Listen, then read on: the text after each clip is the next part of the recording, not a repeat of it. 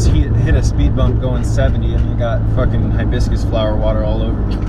But it is what it is, because I got nowhere to be.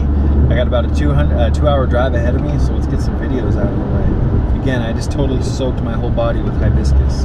Crotch is wet, fucking arms, everything. People ask me all the time how they can begin experimenting with, you know, herbs and things of that nature. People ask me all the time, hey man, what are some certain herbs I can begin experimenting with, or what do you recommend? If you're new to my channel, and if you aren't new to my channel, if you've seen previous videos before, you'll know that I venerate and adorate the almighty hibiscus flower tea. So people ask me, what can I start consuming? Get some hibiscus, man. Really, you just got to use your intuition. Go out and just buy some teas and begin experimenting with them and see how they make you feel. Everyone wants to tout this, you know, oh, these teas have more nutritional value than others, so you got to consume this one, you shouldn't have that one, blah blah blah. You got to remember that everyone's different. No two people are the same. So what works for me may or may not fucking work for you. So just because you try something that I recommend and it doesn't necessarily work out for you, doesn't mean that there isn't something out there that will work out for you. And about 90% of the people that I put on the hibiscus flower water end up having great results with it if they stay dedicated to it enough to consume it, even though they don't think it tastes good. So that's one of the things. Hibiscus flower water, it doesn't taste like Sprite. So if you want to, you're going to have to learn to let go of your ego's attachment to flavor stimulation if you want to start retraining your taste buds to be happy with foods that don't taste as good as the junk you currently consume. So, you know, when I first started drinking hibiscus flower water, I was drinking it hot because I thought you had to steep it in hot water. And when I was drinking that tea hot, let me tell you, it tastes so much worse than if it's chilled. When I started drinking it refrigerated, it tasted so much better, and it was so much easier to start, you know, drinking it every day when it was refrigerated and brewed properly. But, you know, the best way to brew hibiscus, in my opinion, is with warm water, and the best way to consume it, again, is with warm water. But if you're new to it, I still do it as well. I mean, fuck, I'll make a good 60 ounces of distilled water.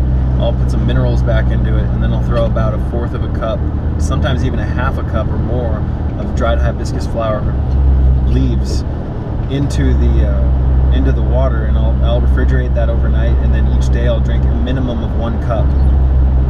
So to get the most out of it, you're going to need to drink at least 1 to 2 cups a day. And again, this is one thing, the hibiscus is gentle enough that you can consume it every day. You just don't want to consume too much of it. And like always, you're going to want to check if there's any negative reactions between the hibiscus and the drugs that you currently take, if you take pharmaceutical drugs, because unfortunately these two systems just don't seem to work at all. They clash. So, you know, you could be on certain liver medications and take certain herbs, and you can severely damage your liver due to the fact that the herbs contain properties within them that don't react with the drugs that are in your system. So you've got to be careful if you're currently taking medications.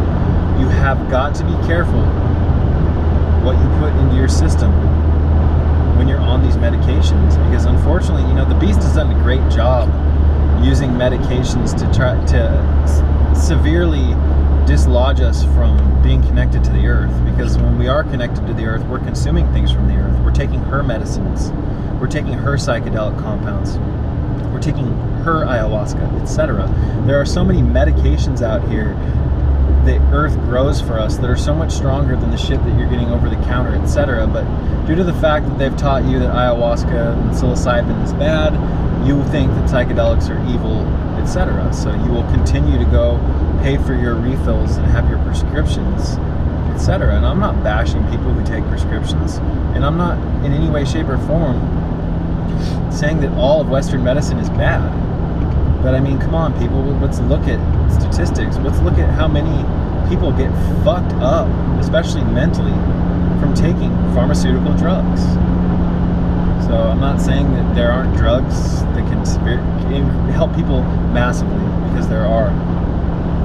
But unfortunately, the whole drug paradigm, it just kind of lurches over the natural kingdom and just picks its bones and separates people from nature by getting them to go to the doctor often and exposing people to the medical propaganda and exposing people to the food pyramid. The food pyramid is nothing other than a control mechanism. So I gave up the food pyramid years ago and I started following the color wheel. I do not follow the food pyramid, but I sure as hell do eat from the Garden of Life, the Garden of Eden. And the Garden of Eden is full of colors and, you know, pigments in certain foods, in fruits and vegetables, etc., berries and whatnot, even algae.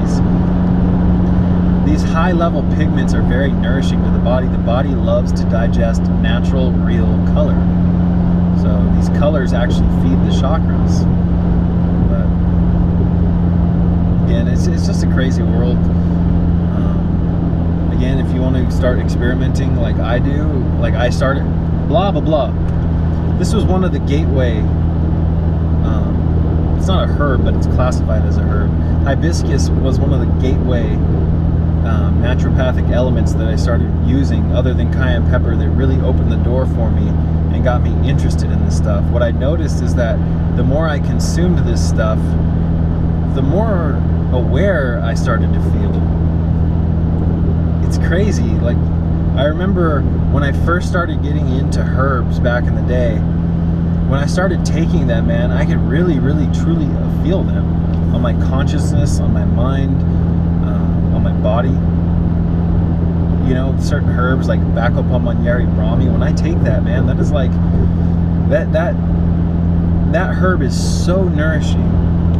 It is so powerful. It's like, I can't believe that people aren't taking that in the United States for their immunity, etc. Instead, they're taking bastardizations of nature, isolated alkaloids, etc. They take these elements out of the natural world, they recombine them in a lab, so that they can then patent their synthetic drug, which was made from natural compounds. Because you cannot patent a herb, you cannot patent nature, but you can patent nature if you put it under a microscope, pick certain things out of it, recombine them, and then make your own little synthetic whatever the fuck.